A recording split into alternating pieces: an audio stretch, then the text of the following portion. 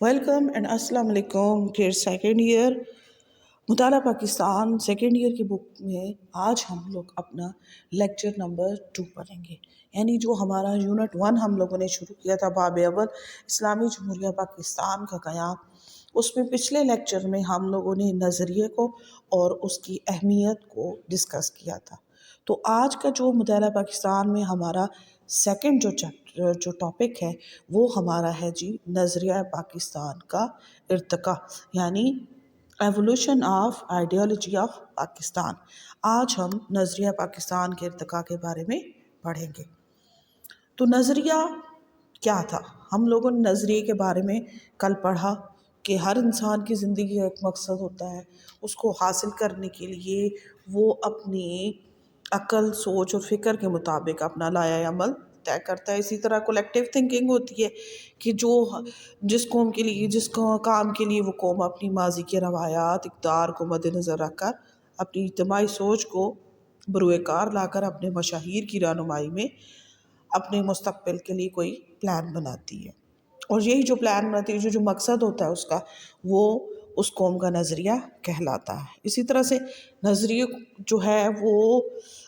اگر پہلے تو اسے ہم لوگ بناتے ہیں، یعنی قوموں کی تاریخ اسے بناتی ہے، مذہبی عقائد، معاشی اقدار اسے بنانے میں اس کی بہت ہیلپ کرتی ہیں، اور جب وہ بن جاتا ہے تو پھر وہ اسی قوم کو پروٹیکٹ کرتا ہے۔ تو یہ تو کل کا تھا۔ اب کہتے ہیں نظریہ پاکستان کا ارتقاء کیسے ہو۔ اب سب سے پہلی چیز ہے کہ نظریہ پاکستان کی جو ٹرم ہے وہ کیا ہے کہ وہ بنیادی سوچ اور عقیدے کے لیے استعمال ہوتی ہے کہ جس کی بنیاد پر پاکستان بنا تھا۔ اور اس نظریے کا مقصد کیا تھا کہ مسلمانوں کے لیے ایک ایسی خطۂ زمین ہم لوگوں نے حاصل کرنی تھی جہاں پر ان مسلمان جو ہے اپنی اسلامی تعلیمات کے مطابق اپنی زندگی گزار سکے، یعنی اپنی ثقافت، مذہبی اقدار کے مطابق جو ہے ان کا ایک الگ وطن ہونا چاہیے جہاں پہ انہیں کسی قسم کی کوئی روک ٹوک نہ، وہ اس کے مطابق اپنی زندگی کو بہتر طریقے سے گزار سکے۔ نظریہ پاکستان کی بنیاد۔ اب نظریہ پاکستان کی جو بنیاد تھی اسٹوڈنٹس، وہ نظریہ پاکستان کی بنیاد 2 نیشن تھیوری، یعنی 2 قومی نظریے پر رکھی گئی۔ اب 2 قومی نظریے کے بارے میں تو ہم ہمیشہ سے جانتے ہیں کہ اگر ہم اچھائی اور برائی کو دیکھیں تو وہ بھی 2 علیحدہ نظریے ہیں، 2 آئیڈیالوجیز ہیں۔ حابیل اور قابیل کو دیکھیں، جب حضرت آدم کی جو 2 بیٹے تھے، حابیل کا بھی ایک کو دیکھے تو پازیٹیو، ایک کو دیکھے نیگیٹیو ہے، 2 تھے، ادھر بھی نظریے ہیں۔ تو یہاں پر آپ کہتے ہیں کہ نظریہ جو ہے وہ 2 قومی نظریہ جو تھا، وہ اس کے خالق جو ہمارے ہندوستان میں جو تھے وہ سر سید احمد خان تھے۔ سر سید احمد خان کے بارے میں تھوڑا سا بتاتی چلوں کہ سر سید احمد خان جو تھے وہ ایک جج تھے، اور وہ ایک جو ہے ایسی فیملی سے تعلق رکھتے تھے کہ جن کی فیملی میں تقریباً سارے لوگ جو تھے وہ وکالت کے پیشے سے منسلک تھے۔ یہ بھی ایک جج تھے، اور شروع میں سر سید احمد خان جو تھے وہ 2 قومی نظریے کے کسی صورت بھی حامی نہیں تھے۔ وہ صرف ایک قومیت پر یقین رکھتے تھے کہ ہندوستان میں ہم سارے مل کر رہیں گے، یہ ہمارا ملک ہے اور ہم یہاں پر سب ایک ہے۔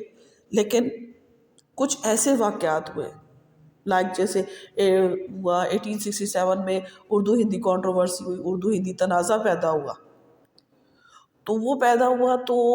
اس چیز نے، اور 1857 کی جو وار تھی، جنگ آزادی تھی، انہوں نے جو سر سید احمد خان کو جھنجھوڑ کے رکھ دیا، اور جو پہلے اس بات کے قائل تھے کہ ہندوستانی قومیت کے فلسفے، کہ متحدہ ہندوستان کے جو فلسفے پر قائل تھے، وہ اب اس چیز پہ قائل ہو گئے کہ ہندو اور مسلمان دونوں الگ الگ قومیں ہیں، وہ لوگ کبھی بھی ایک نہیں ہو سکتے۔ کیوں؟ ان کی تاریخ، ان کی ثقافت، ان کی معاشی اقدار، مذہبی عقائد ایک دوسرے سے ٹوٹلی ڈفرینٹ ہیں، اور یہ ساری زندگی بھی اگر ساتھ چلتے بھی رہیں گے تو یہ کبھی بھی ایک نہیں ہو سکتے۔ اور یہی جو نظریہ تھا، 2 قومی نظریہ جو تھا، وہ بعد میں نظریہ پاکستان کی شکل اختیار کر گیا اور پاکستان کے قیام کی بنیاد بنا۔ اگر ہم تاریخ کو دیکھتے ہیں تو دو قومی نظریے کی جو ابتدا تھی وہ برصغیر پاک و ہند میں اسلام کی آمد سے ہوتی ہے،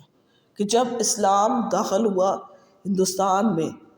اس دن جو ہے، اس دن سے کہتے ہیں کہ اس کی دو قومی نظریے کی ابتدا ہو گئی۔ قائد اعظم نے مسلم یونیورسٹی علی گڑھ میں 8 مارچ 1944 کو خطاب کرتے ہوئے کہا، پاکستان اسی دن وجود میں آ گیا تھا جس دن ہندوستان میں پہلا ہندو مسلمان ہوا تھا، اور یہ اس زمانے کی بات ہے جب یہاں مسلمانوں کی حکومت ابھی قائم نہیں ہوئی تھی۔ مسلمانوں کی قومیت کی بنیاد کلمہ توحید پر ہے، وطن اور نسل پر نہیں ہے۔ جب ہندوستان کا پہلا فرد مسلمان ہوا تو وہ پہلی قوم کا فرد نہیں رہا بلکہ ایک جدا گانہ قوم کا فرد بن گیا، یعنی ہندوستان میں ایک نئی قوم وجود میں آ گئی تھی۔ اب اسی سے ریلیٹڈ آپ کو بتاؤں کہ جو گاندھی جناح ٹاکس ہوئی تھی 1945-44 میں، گاندھی جناح مذاکرات جب ہوئے تو گاندھی نے کہا تھا کہ یہ جتنے بھی مسلمان ہوئے ہیں نا، یہ سارے ہندو ہیں، ان کی قومیت کبھی نہیں بدل سکتی، کیونکہ ہندوستان میں صرف ایک ہی قومیت ہے۔ تو قائد اعظم نے اس دن کہا تھا کہ جس دن یہاں پر پہلا شخص مسلمان ہوا تھا اسی دن سے یہاں پہ ایک نئی قومیت جو تھی وہ وجود میں آ گئی تھی۔ تو آپ کس طرح کہہ سکتے ہیں کہ یہ صرف یہاں پہ ایک ہی قومیت ہے، بلکہ یہ مسلمان جو ہے نا، وہ قوم جو ہے وہ ہر لحاظ سے ایک علیحدہ قوم ہے اور وہ کبھی بھی ایک نہیں ہو سکتے ہیں۔ اگر ہم تاریخی حقیقت دیکھتے ہیں، تاریخ کو اگر ہم دیکھتے ہیں تو مسلمانوں سے پہلے جتنی بھی اقوام آئی ہندوستان میں، وہ یہاں کی قوم میں ضم ہو گئی، یعنی شامل ہو گئی۔ جتنی بھی قومیں آئیں وہ ساری کی ساری ہندوستانی قومیت میں جذب ہو گئیں اور ہندوستانی ثقافت جو تھی وہ اس کا حصہ بن گئی۔ لیکن مسلمان جنہوں نے 1000 سال تک حکومت کی، انہوں نے ہمیشہ ہندوستان میں اپنی شناخت کو سب سے منفرد رکھا۔ اقلیت میں ہونے کے ہم لوگ جو کہ ان کی تعداد کے برابر نہیں تھے، یعنی 30 اور 70 کا کمپیریزن ہی نہیں ہے، لیکن اس کے باوجود ہم لوگوں نے ایک بہت لمبے عرصے تک ہندوؤں کے اوپر حکومت کی، اور یہاں کی سیاست میں ان کا ایک اہم اور بنیادی کردار رہا۔ مسلمانوں نے بہت اچھے سے حکمرانی کی، لیکن جب مسلمانوں کا زوال شروع ہوا 18ویں صدی میں، اور انگریزوں نے مسلمانوں سے پاور جو تھی وہ چھین لی اور انہوں نے یہاں پر اپنا تسلط قائم کر لیا۔ اور جب 1857 کی جنگ آزادی ہوئی، اس میں مسلمانوں کو ناکامی ہوئی، اور جب ناکامی ہوئی اس کے بعد مسلمانوں کا صحیح معنوں میں جس کو کہتے ہیں مصیبتوں کا دور شروع ہو گیا، کیونکہ جس سے چیز چھینی جاتی ہے نا، اس سے سب سے زیادہ ڈر لگتا ہے کہ میں نے اس کی چیز چھینی ہے تو یہ دوبارہ مجھ سے لینے کی کوشش کرے گا۔ تو انگریز بھی اس بات سے ڈرتے تھے کہ ہم نے گورنمنٹ چھینی ہے مسلمانوں سے، تو مسلمان جو ہیں وہ ہر وہ حربہ استعمال کریں گے کہ وہ ہم سے جو ہے اقتدار واپس لے لی۔ اس لیے انہوں نے مسلمانوں کو ہر جگہ پر ان کو نیچا دکھانے کی کوشش کی، انہیں پسماندہ رکھا، ان کی جائیدادیں چھین دی، جو بڑے بڑے لوگ تھے انہیں قتل کر دیا،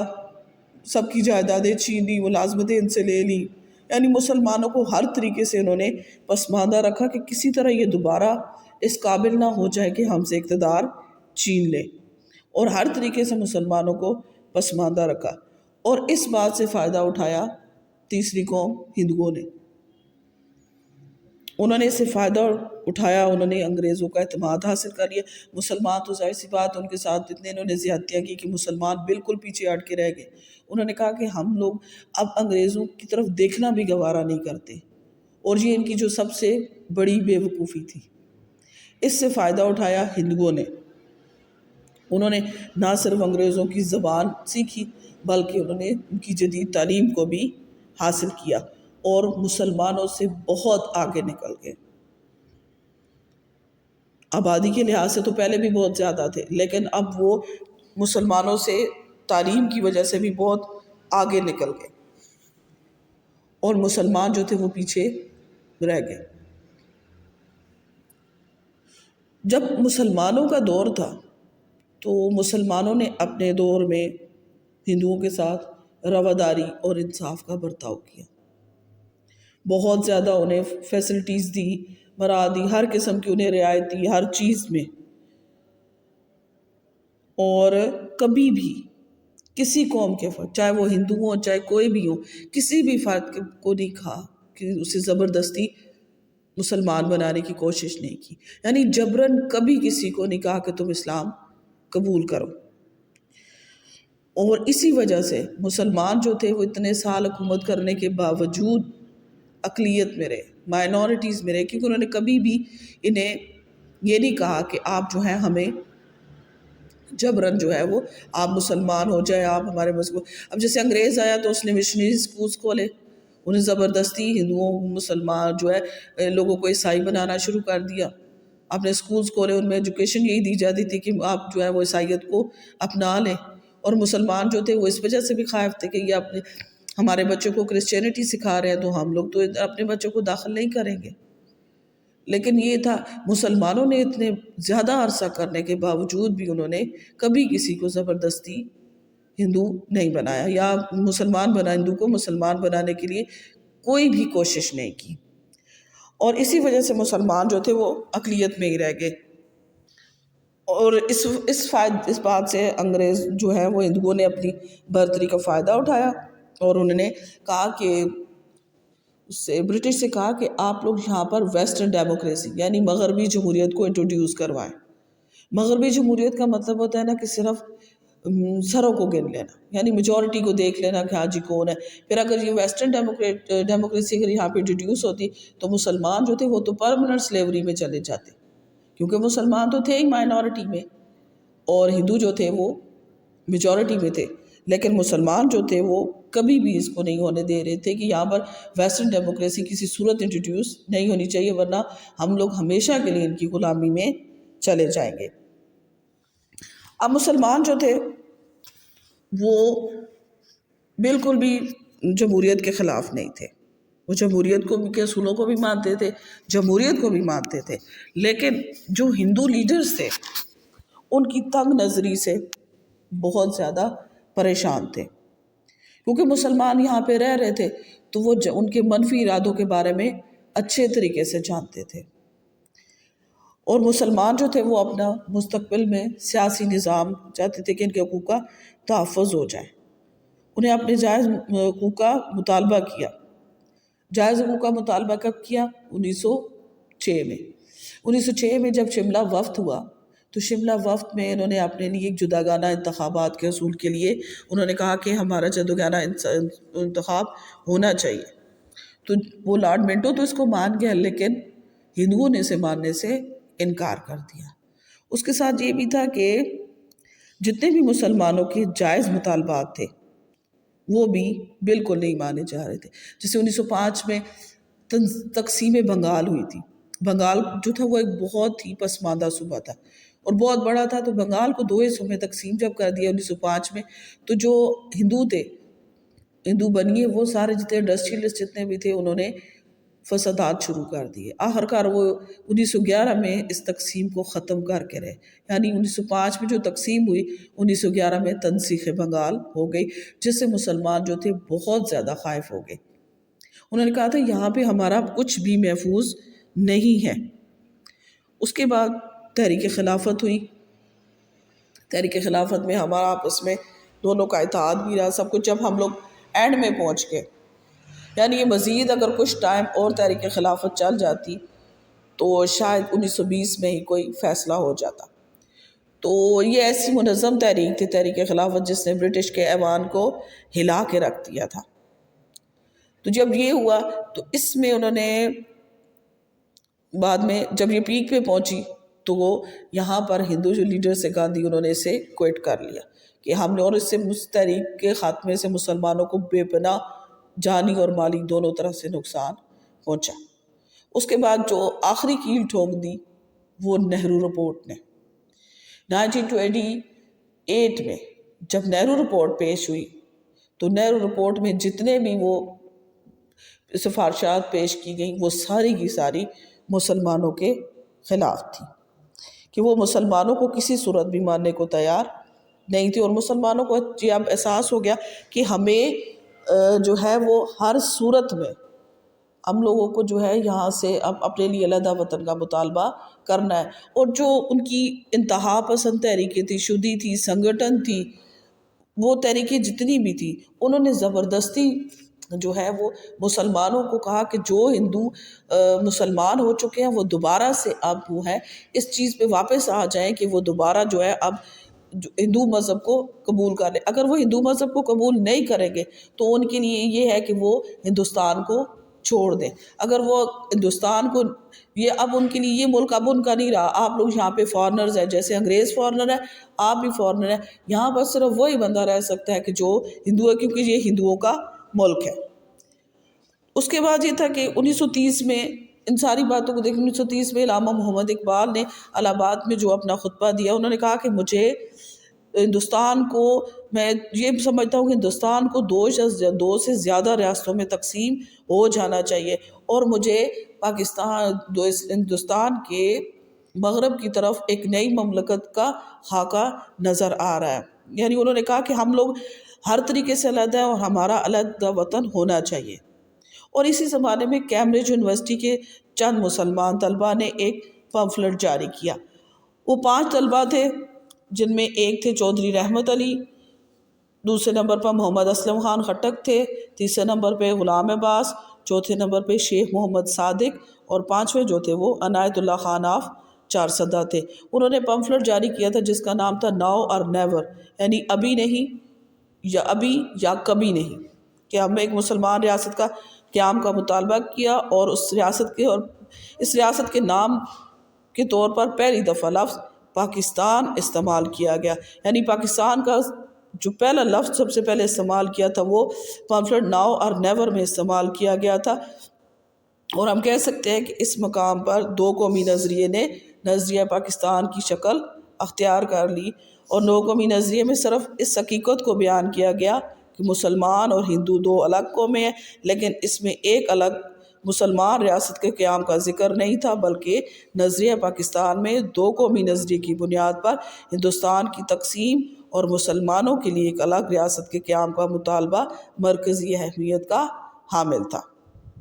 اب یہاں پر 2 چیزیں تھیں کہ قیام پاکستان سے پہلے نظریہ پاکستان کا بنیادی مقصد کیا تھا، اور قیام پاکستان کے بعد نظریہ پاکستان کا اہم مقصد کیا تھا۔ تو سب سے پہلے کہ قیام پاکستان سے پہلے نظریہ پاکستان کا بنیادی مقصد یہ تھا کہ اسلامی ثقافت کا تحفظ اور مسلمان اکثریتی علاقوں میں ایک علیحدہ مسلمان ریاست کا قیام، جہاں مسلمانوں کو وہ تمام مواقع حاصل ہوں جن کی مدد سے